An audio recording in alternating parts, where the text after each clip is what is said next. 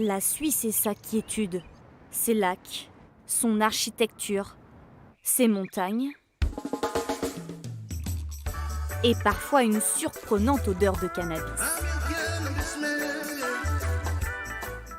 Ici, près d'1 hectare de chanvre est cultivé. En ce premier jour de récolte, les petites mains s'activent. Hop, on en est où au chargement là? On a presque... Je vais en envoyer 3 là-bas là. Ouais. La culture du cannabis, voilà, ça se résume pas justement à faire cultiver dans un placard ou dans une cave. Enfin voilà. Donc là, on est quand même dans des locaux qui sont importants. Donc aussi avec une gestion derrière qui est vraiment très importante. Donc voilà, en fait, ça va être au niveau des éclairages, des ventilations, des brumisations, des aérations aussi. En fait, c'est tout un combo qu'on doit gérer derrière pour optimiser en fait notre climat contrôle. Légale depuis 2012 en Suisse, la culture de chanvre s'est aujourd'hui professionnalisée. Dans cette entreprise, par exemple, 100 personnes travaillent quotidiennement. Alors là, voilà, j'ai repéré un petit peu de moisissure qui commence à arriver. Du coup, je coupe directement la branche ici. Hop. Voilà, tac. Et j'enlève donc la partie qui est infectée.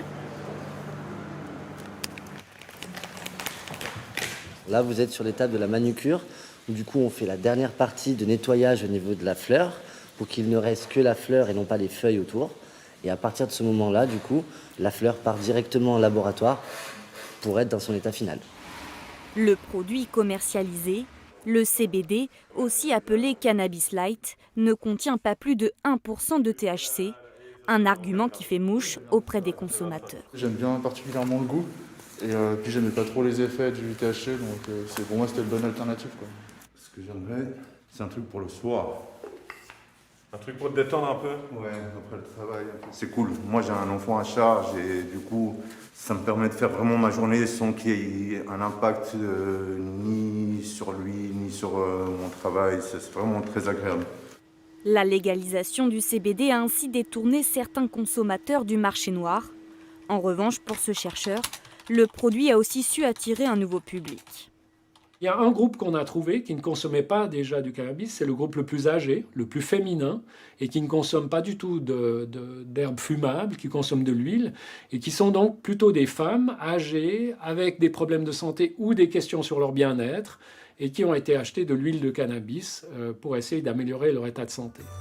Dans le domaine médical, les Suisses veulent d'ailleurs aller plus loin. Après le CBD, la législation sur le cannabis thérapeutique plus fort en THC est en train d'évoluer.